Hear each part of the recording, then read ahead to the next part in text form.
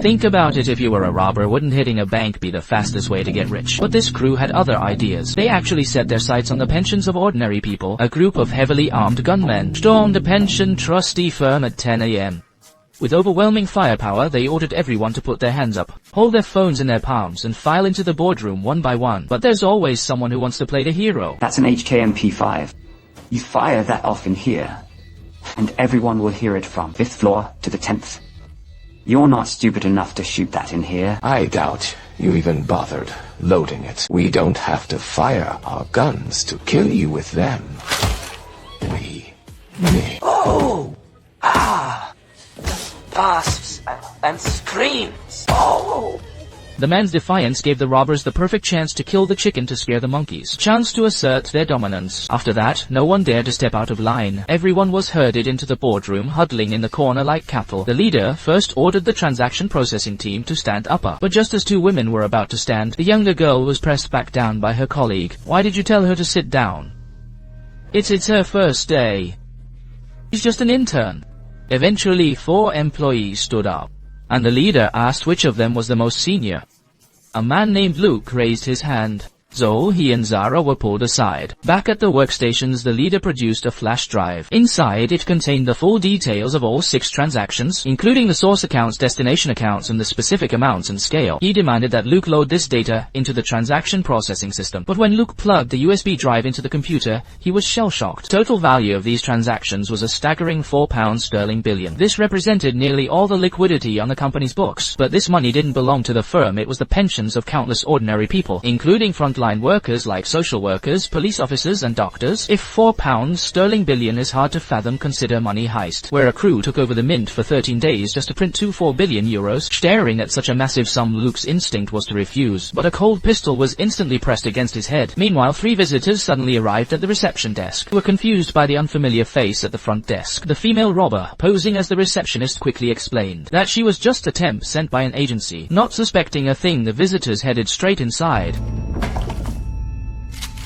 Paralyzed with fear, Luke's hands trembled as he completed the trade request. The next step required authorization signatures from senior executives. The robbers seemed to know the internal procedures inside out. They handpicked 3 authorized signatories directly from the boardroom, forcing them to sign off on the transfers. Once signed, a final confirmation was needed from another member of the transaction team. Task fell to Zara, having seen what happened to the others. She didn't dare hesitate for a second, swiftly completing her part. The transaction instructions were immediately dispatched to the escrow bank, since the company's own account held no such funds. All funds are disbursed by the custodian bank, so the bank will certainly call to verify the transfer. Just at this critical moment, an elderly man pushing a trolley walked in. He was there to deliver the mail and parcels. Seemed chatty, striking up a conversation with the robber, posing as the receptionist. While talking, he accidentally noticed that the office was deserted. The female robber's expression tightened instantly, and her hand moved stealthily toward her weapon. Fortunately, the old man didn't suspect a thing and quickly stepped into the elevator. Shortly after, the call from the custodian bank arrived as expected. The leader ordered Luke to answer, warning him to confirm the transaction's legitimacy. No tricks or coded signals, he warned, just tell them to process the transfer immediately. But as the call connected, Luke's nerves failed him completely. He was unable to utter a single word. Standing by, Zara had to step in and take the call. Oh, sorry, it's Zara. Hi, Warren. Luke has just nipped to the loo. Yeah, you. Alright, yeah. I'm just really hungover. I went out with Luke and T to the Gladstone last night. The person on the line clearly noticed the strain in her voice, but Zara quickly recovered. He improvised an excuse when the bank questioned the massive transfer being sent to an unfamiliar account. Zara explained that they hadn't operated this account before, because it was for a new hedge fund project the company was investing in. When asked why the amount was as high as $4 billion, Zara calmly replied that these funds were part of a long-term partnership and recommended by a highly reliable senior investment manager. Her explanation finally put the bank's suspicions to rest, because the transaction has been signed off by all senior management, and the process is fully compliant with regulations. The bank stated they would process the transfer as soon as possible. Funds typically take 15 to 30 minutes to clear. Robbers must wait for the transfer confirmation before leaving, otherwise all their efforts will be in vain. Amidst the tense wait in the conference room, one man hatches a desperate plan. He quietly parts the curtains and spots someone at a window in the opposite building. He desperately begins to signal for help.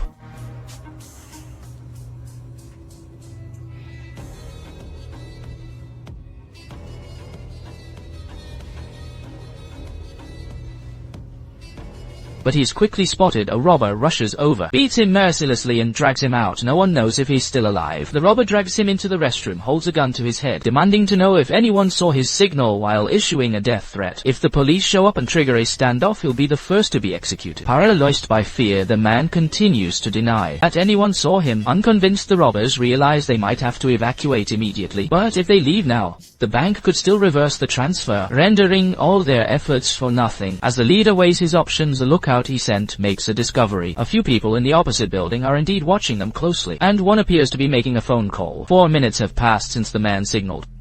They must evacuate now. In the midst of the leader's hesitation, a subordinate rushes in with news. The funds have cleared. This is the ultimate green light. The robbers move instantly, locking down the room and collecting their gear for an orderly extraction. By the time the police arrive, they've already vanished, slipping through the perimeter. Meanwhile, Detective Kovac, fresh out of the casino, receives the call to report for duty. News of the heist quickly hits the headlines with a staggering £4 billion stolen. It marks the largest armed robbery in British history. This crime means that thousands of people stand to lose their pensions. Judging by the robbers' tactical precision, they must have military backgrounds, and are likely state-level intelligence operatives. Back at the company, police check the employees for injuries and question them one by one. As the one who personally executed the transfers, Zara becomes the primary subject of the interrogation. Detective Kovac starts by reassuring her and validating her decision to cooperate, noting that any resistance could have led to multiple casualties. Zara provides what little information she has, but it seems to be of little value to the investigation. Just then, Zara's nose begins to bleed. She explains that she always gets nosebleeds the day after drinking too much, saying that she has no more useful leads to offer. Kovac tells her to go to the restroom and clean up. However, while in the restroom, Zara overhears a conversation outside. I'm sure it was an inside job. An inside job. You saw it. They knew everything about the operation. Our protocols, how our trade management system works. They even had the files on the clearing ban. All of it. Someone must have told them. So, you think it's one of us? Makes sense, right? How else could they have done it? Well, if one of us was involved, that's horrifying. To think one of us would put the whole office through that. Before doing any of that, it's been 8 or 9 weeks, working half days. Every time you're like this. They need to figure out who the inside. Mindless, yeah, whoever shows up tomorrow in a Ferrari or doesn't show up at all. Hearing this, a subtle, eerie smile slowly spread across Zara's face. Back home, Zara kept staring at the alarm clock, lying in bed unable to sleep all night. But it wasn't out of fear. She couldn't wait to turn on her computer, connect to the VPN and log into her hidden account. When she saw the balance of £5 million, she gasped. The amount far exceeded her expectations. You might wonder, with £4 billion stolen in the robbery, why she only received £5 million. There is a deeper story behind this. Let's see what happens next. After a brief hesitation, she immediately took out a hardware wallet and connected it to the computer. Through this offline device, she could safely transfer the money, making it impossible for anyone to trace it. Even though if the hardware wallet is lost or damaged, the money would be gone forever. Zara still chose to transfer the funds without hesitation. After all, this illicit fortune had to be kept in the safest possible place for her to truly feel at ease. She quickly entered the pattern password on the hardware wallet to confirm the transfer, then immediately unplugged the device and shut down the computer. She put the hardware wallet containing the fortune into a bag and paced around the house. She thought it over, but whether it was on top of the cabinet or anywhere else, nothing felt secure enough. Finally, she moved the heavy refrigerator, stuffed the hardware wallet into the gap at the back,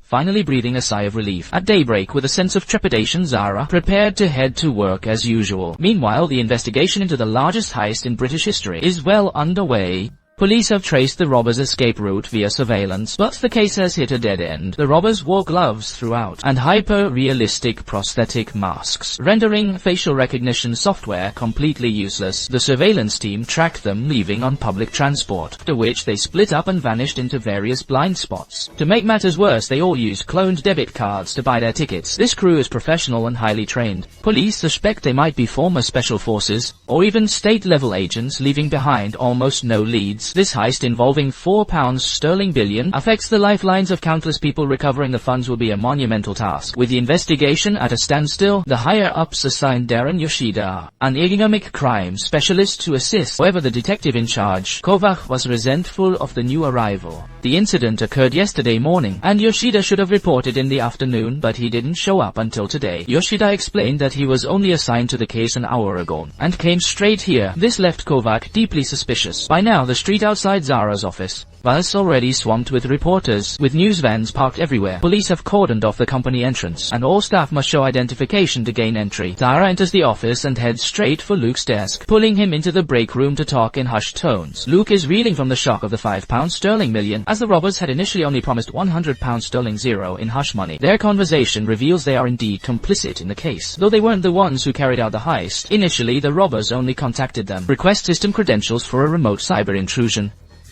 Little did they know, once the robbers mastered the internal workflows, they would launch a brazen physical raid and flee with £4 billion. The £5 million is clearly hush money from the gang, intended to buy their absolute silence. Luke realizes instantly that this is also a trap. The money hitches them irrevocably to the robbery, making them undeniable accomplices. While they provided intel, they never signed up for armed robbery. They were unwittingly dragged into a violent crime. Paralyzed by fear, Luke considers turning himself in, but Zara immediately and fiercely shuts down the idea. As they argue, a colleague approaches.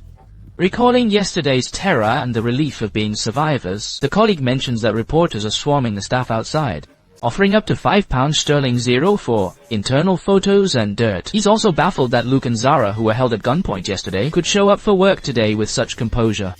Had it been him, he'd already be home on stress leave. Zara guiltily deflects, citing the ongoing emergency situation. Their strength in numbers, colleagues' remark, only fueled the already fragile Luke's paranoia. He felt their strange behavior had already begun to raise eyebrows. Just then, a colleague informed them that the detectives wanted to conduct follow-up questioning. As Luke entered the meeting room for his interview, Zara's anxious gaze followed him closely, a detail that didn't escape Officer Kovach's notice. Kovach introduced Luke to Darren Yoshida, an expert in economic crimes, which only heightened Luke's anxiety. Yoshida took the lead in questioning, challenging why there was £4 billion in the company's account. All at once, Luke explained that the company was undergoing a major portfolio rebalancing, requiring them to consolidate the funds. This sort of thing only happens every few years. Yoshida astutely noted that the robbers chose the exact day the company's accounts were at their peak in 3 years. It was too much of a coincidence. More importantly, a transfer of this size requires approval from at least 3 investment committee members. They aren't in the office every day, they only meet once a week, which suggests the robbers must have had inside information. Just so happened that an investment committee was meeting on the morning of the robbery. Yeah, well, I mean, but to be fair, you know, they happen once a week. So there's a 1 in 5 chance. Is there anything you want to tell us? These are dangerous people. The way they handled those weapons suggests they're professionals. Ruthless, cold-blooded. As for yes, we can offer you protection. You just need to give me the word. I think that's everything. If that's all, am I?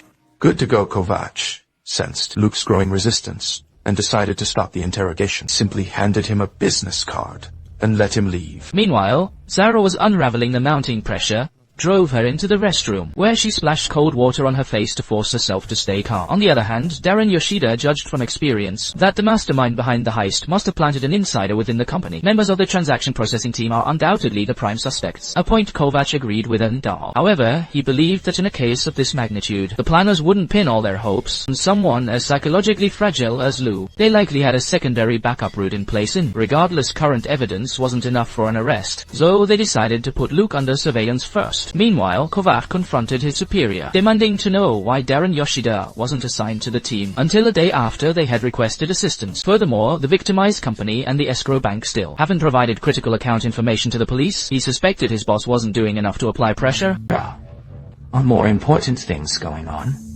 And she here. Then you are aware of more important than thousands of people losing their pensions by the time he finished work that evening.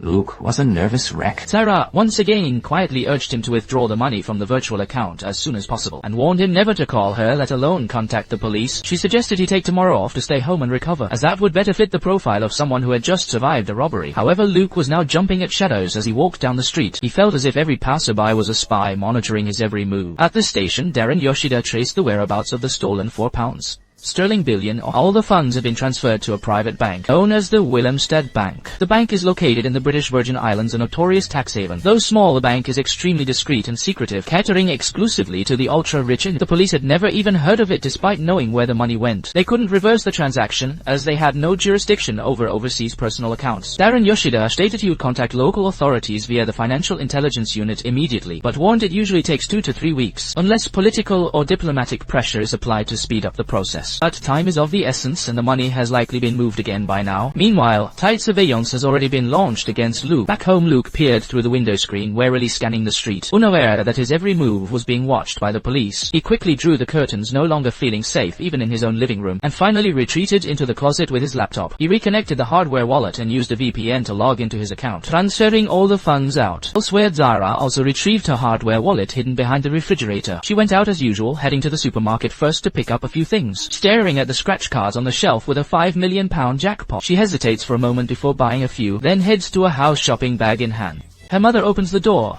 There's an obvious tension between them. Once inside, Zara tells her that everything has been a mess lately and that she wants to patch things up. Whatever their history, her mother's response is, "I see. It's nice to know I made it onto the to-do list. Am I before or after cleaning the gutters?" I'm just saying I'm sorry. Why do you have to go and twist everything around every single time? Every single. I'm so sorry. I can't. I'm so sorry. If I'd known you were coming, I'd have rolled out the red carpet. A sudden knock at the door interrupts their argument. While her mother goes to answer it, Zara slips upstairs, enters the bedroom, and prees up a floorboard. She hides the hardware wallet in a box underneath and carefully replaces the board. What the fuck are you doing? Can't even use the loo. Was that feeling nostalgic after Zara leaves? Her mother sees news reports about the heist at the company. On the bus home, Zara receives a call from Luke. Luke sounds frantic, apologizing repeatedly because he's too terrified to go out and hide the money. He's convinced that someone is watching him and even suspects his home has been bugged. He's hiding in his wardrobe, calling Zara for help. Zara scans her surroundings, vigilantly whispering to reassure him, claiming it was just the stress getting to him. Hearing Luke break down and threaten to call the police, Zara shut him down instantly, promising to head over to his place right away. Little did they know the robbers were monitoring every word of that call. The robbers had already anticipated that Luke's cowardly nature would eventually make him their biggest liability, so they decided to strike first. Not only were they bugging his phone, but they had also installed hidden cameras throughout Luke's apartment. Once the call ended, the hit squad immediately split into 2 teams and headed for the apartment building where Luke lived. Having hung up, Luke remained frantic and on edge. He finally gave in and dialed the number on Detective Kovac's business card. Kovac had just stepped out of the casino when Luke called, claiming he had urgent information for the police, but insisting that Kovac meet him at his home in person. Kovac sensed something was wrong and set off immediately, ordering the force to ramp up patrols around Luke's residence. Just then, hiding in his closet, Luke heard a knock at the door. He snatched a screwdriver from the cluttered floor and crept toward the door. The men outside were posing as delivery drivers, but they clearly had no intention of waiting for Luke to answer. Instead, they kicked the door in, stormed the room, and began to search. While the robbers were distracted in the back room, Luke, hidden in the hallway closet, cautiously nudged the door open, ready to bolt. Suddenly, Zara arrived and buzzed the intercom, giving away Luke's position in an instant. In the struggle, Luke stabbed a robber with the screwdriver and fled in the chaos. He bolted for the stairwell, racing desperately down the steps. At that moment, Zara slipped into the building behind a returning resident. He was about to head up when he noticed the elevator was stuck on the 12th floor, the very floor where Luke lived. Meanwhile, the robbers were using their injured comrade's body to prop open the elevator door, while another rushed back into Luke's apartment to retrieve the surveillance gear they'd installed. With everything ready, they prepared to make their getaway with the wounded man. Zara, sensing something was wrong, saw the elevator that had been stationary for so long suddenly begin to descend. It went down to the basement parking lot before coming back up. When the elevator doors split open again, Zara saw a pool of blood on the floor. Her heart sank. Realizing Luke might have been killed, she quickly ducked out of sight. Meanwhile, Luke scrambled down the stairs to the ground floor. Just as he was about to burst out of the lobby, a returning robber knocked him down with a helmet.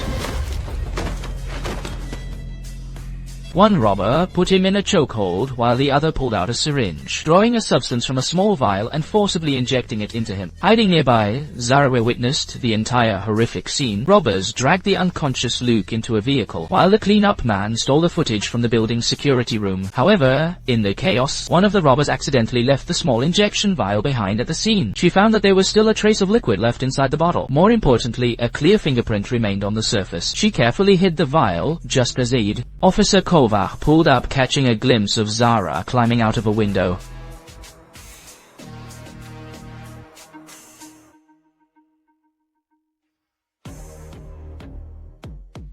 In truth, both Kovac and the police were well aware of Zara's involvement. It was an unspoken understanding between them. However, due to a lack of direct evidence and the fact that their priority was recovering the stolen £4 billion pension fund and unmasking the mastermind behind it all, Zara is now acting more like a decoy. Kovac tries to pry information out of Zara, but he remains tight-lipped, flatly denying any connection to the case. He fabricates a story glossing over the crucial details. He claims he received a call from Luke and felt he was in a very bad state. Says he came over out of concern only to find, to his shock, that the elevator was covered in blood. However, he conceals the fact that he witnessed his friend being abducted and even secretly hides the crucial pill bottle with fingerprints on it. Saying that Zara refuses to cooperate, Kovac decides to let him go for now, telling him someone would be in touch the next day for an official statement. Searching Luke's room, the police find numerous photos of the two together. They were close friends who, after work, would get wasted together almost every weekend. Back at home, Zara is consumed by guilt, staring at a photo of them at a bar on his fridge. His thoughts are pulled back to the night that changed everything. At the bar, Luke was venting his frustrations, blasting those bastards on the investment committee for doing nothing all day, yet each pulling in £1 million salary, and that's just the base. They get £1 million bonuses at year-end too. Compared to them, junior staff like him are treated like pack animals, earning a mere 20 or 30,000 a year. It would take 30 years of grinding to earn what they make in one. At first, Zara just listened, not taking him seriously. But once Luke was completely hammered while they were in the restroom, he finally let the secret slip. Drowning in debt, he'd been approached by someone online who claimed that if he provided some internal company data, that's £100 zero and there's no way you'll ever be caught. Zara, suspicious, asks him how he was even contacted. And where did you meet him? Online. Where? Online. Playing Call of Duty. Oh my god. Okay, yeah, I know. Some people you've never even met who just happened to be playing the same online game as you and just happened to mention their interest in hacking a pension fund, which you just happened to work for. It's 100 grand. You are being groomed. They said they need two of us, which is why I'm asking you, do you want in, yes or no? They just want the info to hack into the company accounts. The company will just think it was a standard cyber attacker, and they'll never suspect it was an inside job. At this point, Zara raises a crucial question. Why do they need the same information from two different people? Luke can't give a straight answer, only vaguely suggesting it has something to do with the authentication and login permissions. Zara finds the whole thing too suspicious and refuses on the spot. On the way home, Luke refuses to let it go, trying to manipulate Zara until he finally brings up her mother. You know how you're going to turn out. Just like your mom. Fuck you. Now, you know what fuck you this hits Zara? Right where it hurts. She can no longer hold back her emotional outburst. She snaps back, saying she'll apply for a transfer to the investment team on Monday, but Luke cruelly shuts her down, telling her it's never going to happen. The higher-ups have a fixed perception of her in their eyes. Zara is just a nobody with a psychology degree from a second-rate university. Sure enough, after meeting with her boss on Monday, he showered her with praise for her rare talent in a logistics role. But ultimately he still believed she should stay in her current position. These words stung Zara deeply. She sought out Luke, telling him she would cooperate but on one condition. She wanted to see them in person rather than just communicating online or in-game. At the meeting it was just as Luke had described. They only needed to explain how the company's trading system worked. With account and login info they would earn more than 3 years' salary. And no one would ever know. But Zara's psychological background made her notice several red flags. Why were these people not wearing masks or using any disguise at all, exposing their faces to two total strangers? This only showed that they didn't mind being identified at all, which meant she and Luke would likely be silenced once the plan succeeded. The point of this meeting was to get to know each other. Build some trust. We couldn't do that if we showed up in disguises, could we? There isn't going to be a victim in this crime, like I said. But I said no one's gonna get hurt. Especially not one of us. Promise me is this why they brought you along to provide the female reassurance? Zara had clearly seen right through them. The leader told them to go back and think it over, then he left.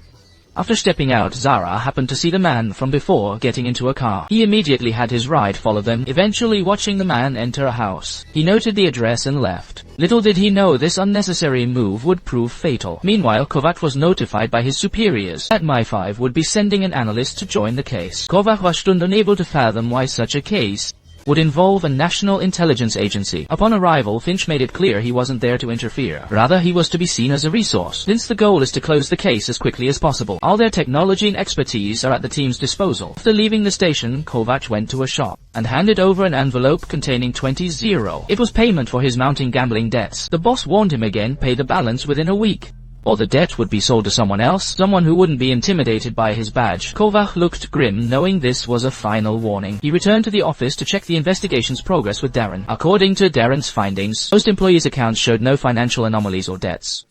Luke was the outlier, drowning in debt with 7 maxed-out credit cards. The investment committee members, however, were all clean after all, with £1,000,000 salaries and matching bonuses. Their £2 million income equals 50 years of a junior staffer's wages. When Kovac asked about the missing $4 billion, Darren explained that their request to the BVI was still stuck in a queue. The delay is highly irregular, it's clear. The higher-ups aren't making this a priority. Darren hopes to bypass the official channels, using the back-channel methods he mastered during his time in the city. While what he finds won't be admissible as direct evidence, it's better than doing nothing. Kovac then asks Darren about his background, and Darren admits frankly that he was once a member of the investment committee, but that was precisely why he chose to resign. A massive wage packet, performance bonuses. But what I do now, it means I can look at myself in the mirror. Meanwhile, Sarah digs out the fingerprinted medicine bottle at home. She gets on her computer and uses a VPN to search how to extract fingerprints from bloodstains. After watching a tutorial, she prepares to head to the pharmacy for supplies. Just as Zara returns home with her purchases, Officer Lucy arrives at her door, accompanied by Finch from I-5. Surprised, Zara lets them into the house.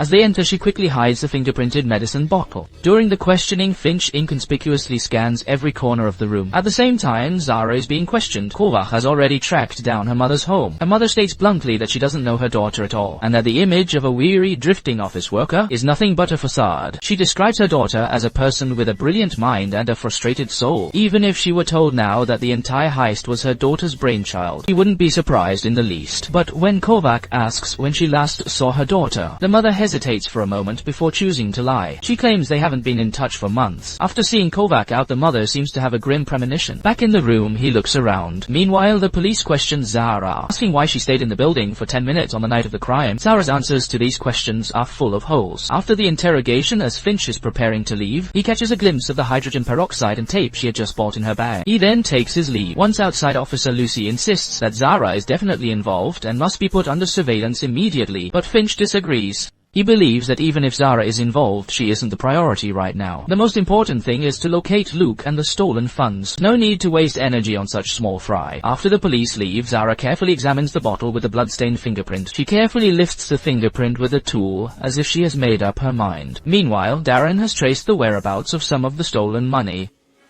Accounts. The money's been sent. Are you serious? Simmons. The gold. Simmons. Pretty sure.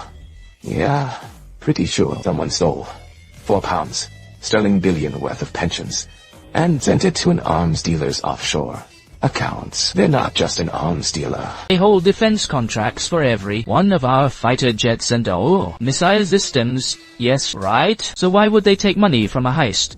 Kovac tells Darren about Mi-5's involvement in the case. Darren responds by saying that, with Mi-5's capabilities, they likely had this information within 10 minutes of the crime. That night, a female officer meets Kovac to report the afternoon's events. Finch refused to surveil Zara, arguing that regardless of Finch's motives, their superior Nix is definitely in on IT. They seem determined to keep the police away from Zara. Kovac immediately tracks down Nix, but before he can speak, Nix gives him a look and leads him outside.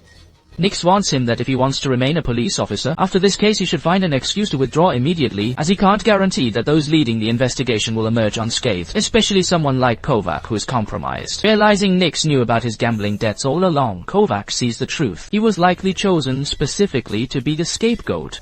Nix tells him not to be paranoid but makes it clear that his debts will inevitably be exposed. Meanwhile, Zara returns to the address she noted while tailing the man. She finds a keypad lock on the door, but just as she's stuck, someone happens to walk out. She slips inside before the door can close. Stark and eerie inside, she feels her way down a flight of stairs and discovers a small room. Multiple computers are running with data scrolling across the screens, as if executing automated tasks. She glances up at the surveillance camera, then places the pill bottle she brought on the desk, as a gesture of her loyalty. Just as she is about to leave, the man spots her on the monitor. Is this what you're doing here?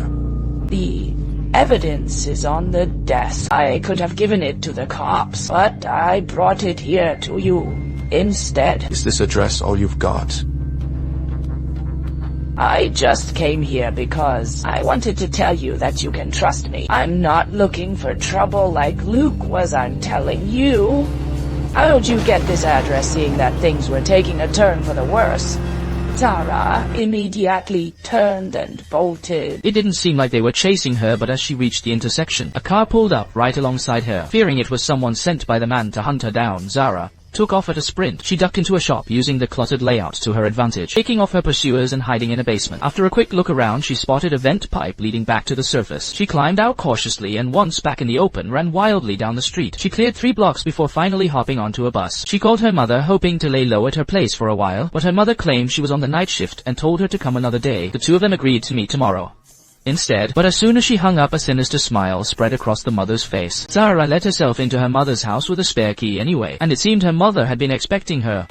Going somewhere? You scared the life out of me. I thought you were at work, yeah. And I thought you coming tomorrow can't stay out there anymore, can you? I'm not stupid. A daughter who hasn't been in touch for months suddenly shows up.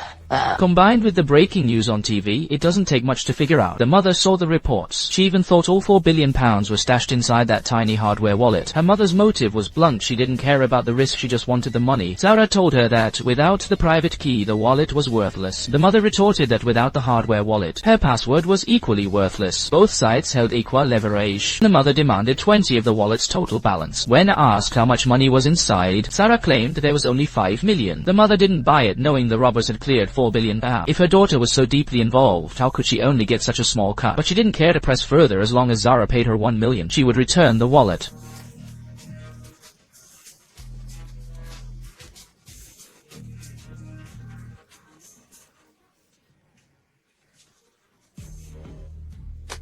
It's clear from their conversation that the mother had truly broken Zara's heart many times in the past, and the two ultimately parted on a bitter note. Zara headed out again. She realized she was being followed, and someone was even searching her apartment. Just as she was hiding by the road weighing her escape, a car suddenly pulled up beside her. You okay, thank you. I feel such a fucking idiot. I was trying to reason with them. Give them a peace offering, fuck. Who's them thieves? Sorry. Wasn't a thief trying to pick you up back there. Who else would it be? My 5. Think about it. If you were a robber who just stole 4 billion, wouldn't you make a run for it? But this crew of idiots hasn't fled.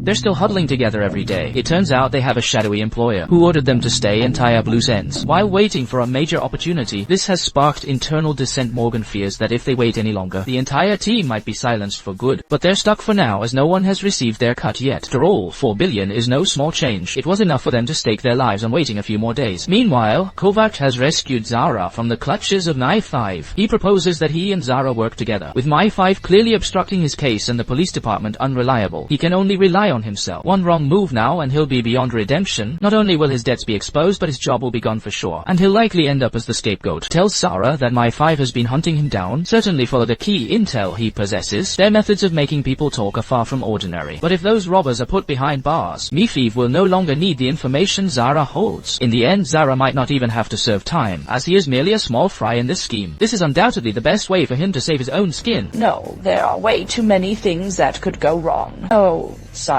This has got no written. Fine, take your chances on your own then. I'll drop you back at your flat, and my place will still be there.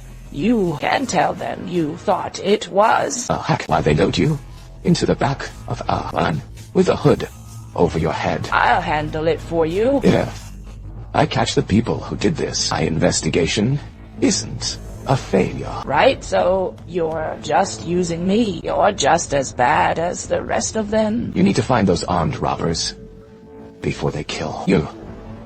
You're right. I'm an armed robbery cop, so, well, maybe it makes you feel better to think you're using me. Zara hesitated, but eventually decided to temporarily cooperate with Kovac. She first mentioned the robbers' hideout, but when the two went back to investigate covertly, the place had already been cleared out. Moreover, the premises were leased by a shell company, and the lead went cold once more. Zaira handed Kovac the key fingerprints she had discreetly lifted, asking him to investigate them off the record. Would like to have an advantage, we think. You can use it without a Wi-Fi connection? Yeah. I think so at this point. Kovac identified the key to breaking the case, namely why an extra £4 billion appeared in the company's account out of thin air. Clearly someone is pulling the strings, but he cannot use official channels, as any sudden move would tip off MI5. Left with no choice, he asks Zara to return to the company and investigate from the inside. Meanwhile, the robbers are on edge because Zara broke into their hideout, leaving them somewhat rattled. Anybody wanna tell me how she got a hold of? Oh, it fuck off. You know. The syringe, and the syringe. Reload you. Left the vial there with your fingerprints. She knows the address of the office. If she knows about that, what else does she know? Meanwhile, Zara returns to the office. Claiming she needed rest after her encounter with the robbers, she cleverly secured a private office for herself. This location is not only ideal for her covert investigation, but more importantly, it is right next to the secretary. She knows that all major corporate decisions are made by the investment committee, and the minutes of those meetings are kept by the secretary. Finally, taking advantage of a moment while the secretary was away, he managed to find the crucial meeting minutes. The records showed the investment committee had voted to pass a resolution to liquidate all overseas investments and transfer the cash into the company account. The catalyst for all of this was a single risk assessment report. The entire process appeared seamless on the surface. But what if that vital risk report had been falsified from the very beginning? Following this lead, all fingers pointed toward Kate Merrow and Lena, though Lena had already fled the country. With Lena gone, Merrow was discounted as Zara knew he lacked the brains for it. That left Kate the team leader as the prime suspect, as every risk report had to pass through her hands. Meanwhile, Kovac's personal life was hitting a breaking point. As the countdown on his debt crisis began, he tried to pull strings for a loan, but given his poor financial standing, he was flatly rejected. Driven to desperation, he pinned his last hopes on Zara. After finishing their work talk that day, he took Zara to a restaurant he frequented, a place teeming with gamblers and secrets. The alcohol loosened their tongues and let their guards down. Kovac openly admitted to his gambling habit, while Zara confessed that she had always been aimless and without dreams, influenced by her mother. She was used to just going with the flow. Her current job was merely a temporary stop. Never expecting to be swept up in such an earth-shattering conspiracy, this was likely the most reckless risk she had ever taken in her life. At this point, Kovac asked why Zara agreed to be an accomplice. Was it simply for the money? I did it because that prick Luke told me to shut up, she said, and offered me 100 grand. They never even paid me anyway, so I did it all for nothing. You'd think, considering how much they stole, they would have paid you something given the scale of this vial. If you're after 100 grand, of course. Zara knew deep down that it wasn't just about the money. As night fell, the mixture of alcohol, stress, and long simmering attraction led these two lonely souls to stop suppressing their feelings for one another. The next morning, a message shattered the silence. Kovac received a reply on his phone. Fingerprint Zara gave him finally yielded a match. It turned out Kovac had bypassed protocol, asking a friend to use a bulk data check as cover to slip the fingerprint into the system for comparison. He handed the phone to Zara to let her identify the killer herself. A familiar face soon flashed across the screen. The identity of one of the robbers was finally confirmed. But while Zara was having lunch at a restaurant, a strange man sat down directly across from her. The man sitting to your right, and Pug has a syringe. In his left hand, it's filled with a toxin that will leave you dead. In 10 minutes, appearing as a coroner in just another one of those cases. Just another one of those cases. You've heard about a chill ran down Zara's spine. Instantly realizing he was from MI5, she found herself under silent threat. She had no choice but to follow them to the car, where a cold pistol was pressed firmly against her. Meanwhile, many others were eyeing Zara's £5 million. The cowardly Luke overheard the robbers. He still hadn't seen a penny of the money, and with employers above them, the robbers had been left waiting here for days. He knew Morgan had a short fuse and had already clashed with the team over his share of the money, so he decided to use him as his way out. Luke told Morgan that if he helped him escape, he could get him £5 million. It was nothing compared to a slice of $4 billion, but after everyone took their cut, there might not be much left for Morgan anyway. Besides, given the situation, getting paid wasn't even guaranteed. You're never gonna give me all that money. I'll have to kill you. I'm offering you my phone, yeah? Take the money. Take your revenge. Meanwhile, Sarah met with high-ranking MI5 officials who got straight to the point. They had been tailing her, knew she and Detective Kovac were running a rogue investigation, and knew she held key intel claiming they were her only way out.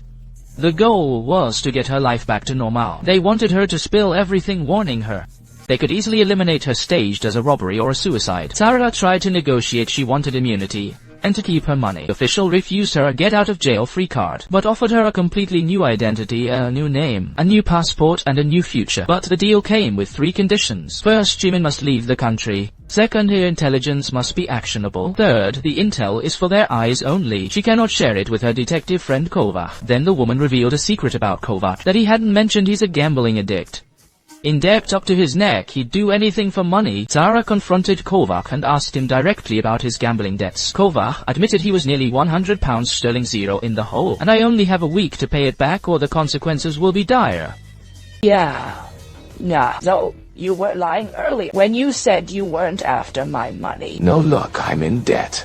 But that's not why I'm doing this. I'm doing this because I don't like being pushed around. I need to know what's going on. I believe you. There's something else. All I've got left is my job. Next, if I lose it, I've got nothing but the poker tables. I don't know where I'll end up. That's why I'm doing this, to save myself. From myself. Honest to God. It's the genuine truth. The tension between them begins to thaw. They seem to have reached a mutual understanding.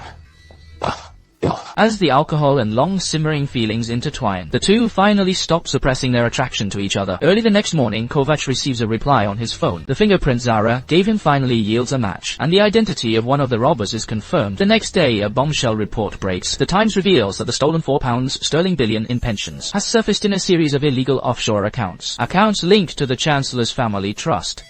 As the treasury comes under fire, Zara makes a discovery. The server logs every risk simulation operation. The trail leads straight to Mero, that brainless, greasy man. Then unexpectedly, she walks right up to Mero and speaks.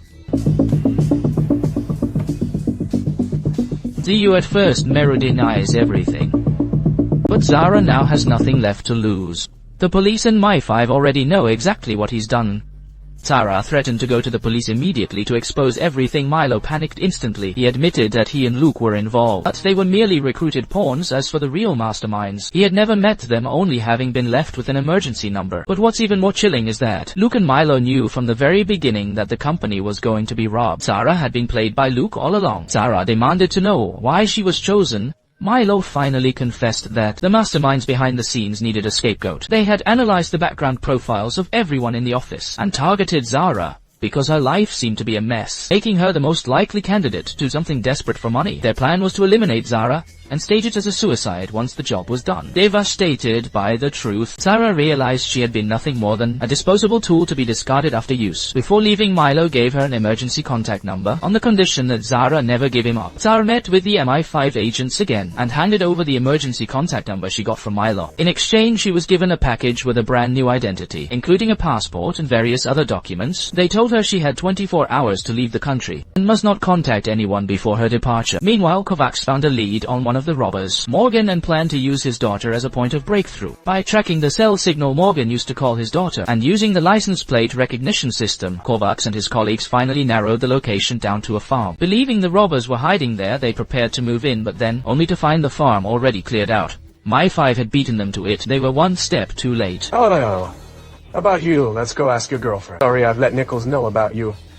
And your lead suspect? You'd better get back to London so we can hang you out to dry. Meanwhile, Zara finds her mother for a final reckoning. She agreed to her mother's demands, deciding to give her a 20 cut, which amounts to £1 million.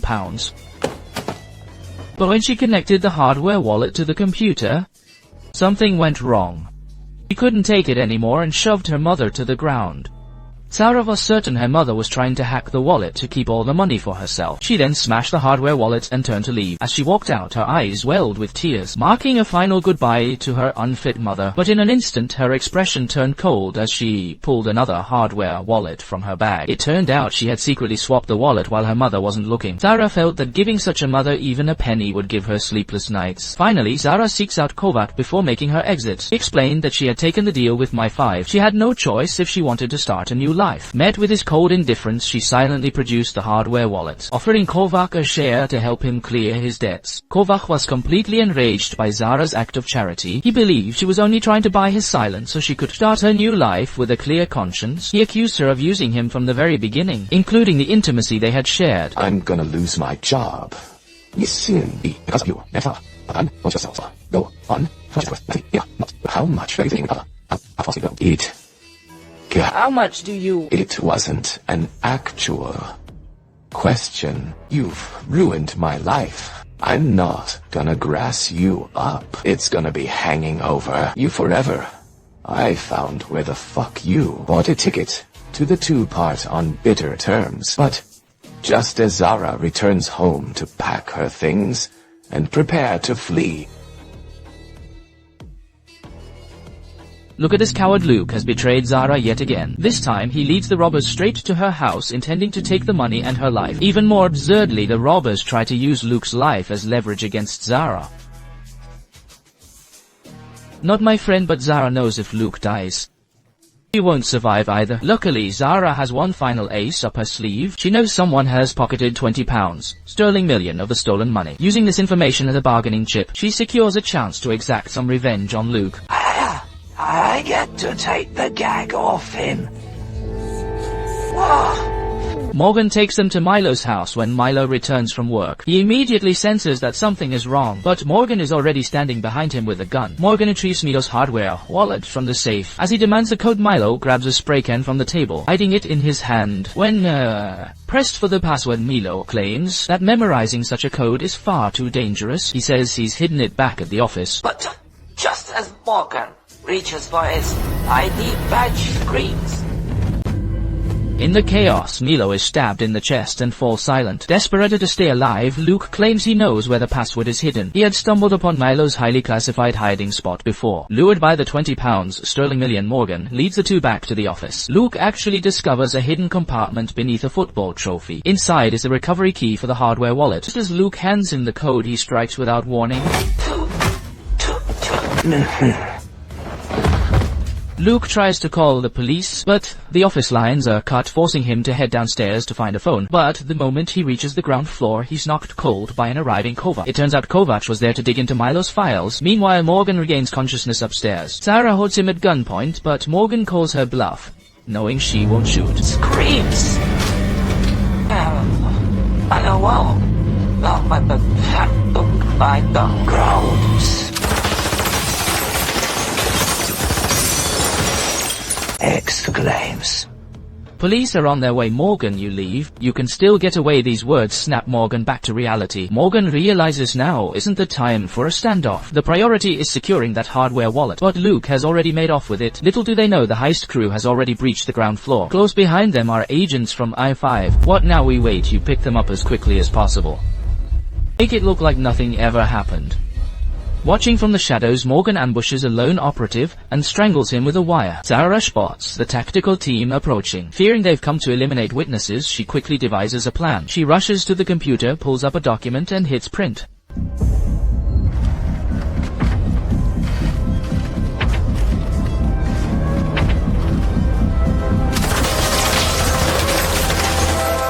Strangely, his squad's objective isn't Zara at all. They are after Morgan, tasked with neutralizing him before he can do more damage. At the same time, Morgan finds Luke just as he's coming to, and demands the hardware wallet at gunpoint. Luke seizes the chance to throw the wallet away as a distraction. Just as the gunman goes for it, Luke shuts the elevator doors and makes a break for it. A fierce firefight erupts between the heist crew and Morgan. When the operative arrives, she finds her teammates' bodies strewn across the floor.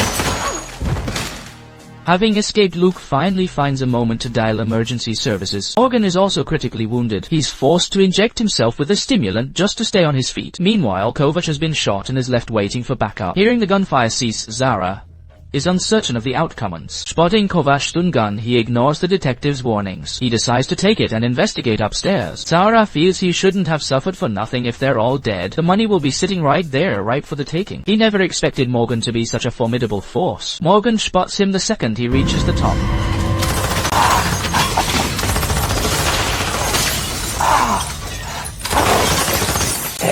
Zara is forced to dodge through the shadows, waiting for an opening. As Morgan closes in, Zara ambushes him and takes him down with the stun gun, but Zara fails to finish him off, giving Morgan a chance to strike back.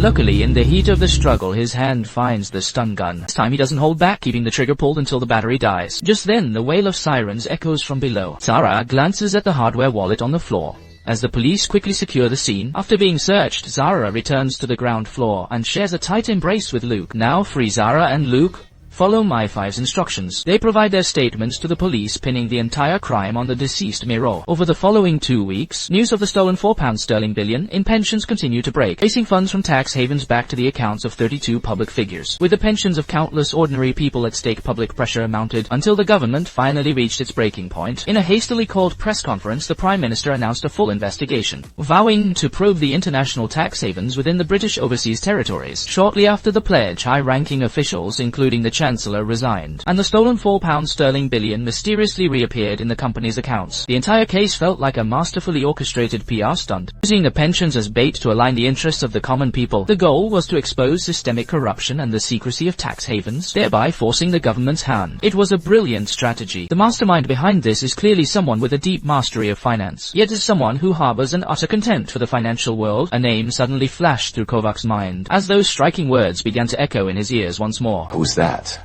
This is Darren Yoshida, a senior financial investigator attached to our economic crime department. What can you follow? You joking me? He's an accountant. You got a fucking accountant on this. I'm not gonna be talked down to by some fucking loser accountant who's clearly been such a fucking failure in his life. He ends up working for the police. I never gained any accountancy qualifications, but as well as being a fully qualified financial investigator, I'm a chartered financial analyst, a chartered alternative investment analyst, a certified financial risk manager. There are fewer than 100 triple charter holders in the world. I earned those designations while working as a risk manager for Greencrest Capital. By the time I left, we had built up an arm of just under $25 billion.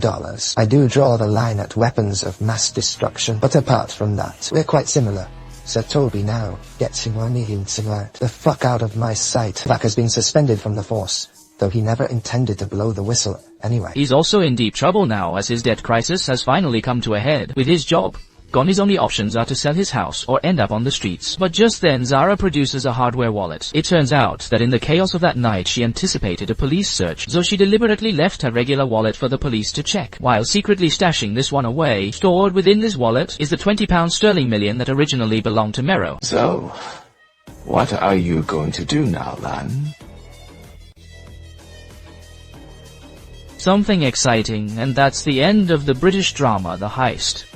This title was recently updated by a streaming platform, and it is indeed more fitting. Regarding the finale, I've streamlined and polished the original footage. Pacing of the original 6th episode was a bit off, with excessive force fight scenes that were both tedious and nonsensical. At the very end of the original series, Officer Liskovac discovered through a few subtle clues that it turns out Darren, the economic expert appointed by the higher-ups, is the mastermind, and Kovach takes Zara along to confront him. Without any hard evidence, just a few words from Kovach, enough to make Darren confess, which felt a bit abrupt. This is a recurring flaw throughout the series. Earlier, when Zara identified Milo as the high-level inside man for the robbers, Milo also confessed after just a brief exchange, lacking the thrill of a high-stakes psychological battle of wits. Furthermore, after Darren explains his motives, he offers $10 million to beg Kovach to let him walk, which seems somewhat inconsistent with his calculated persona. Of course, the director likely wanted to highlight Kovach's integrity in refusing the bribe, leaving him in such a desperate state that he must sell his house and face the street thieves. In the end, Zara reveals her 20 million, creating a sharp contrast that serves the narrative well. Overall, this series is definitely worth a watch. If you're interested, be sure to check out the original show. Thanks for watching. If you enjoyed this, a like and a follow would be the greatest encouragement for me. I wish you all the very best in everything you do. See you in the next one.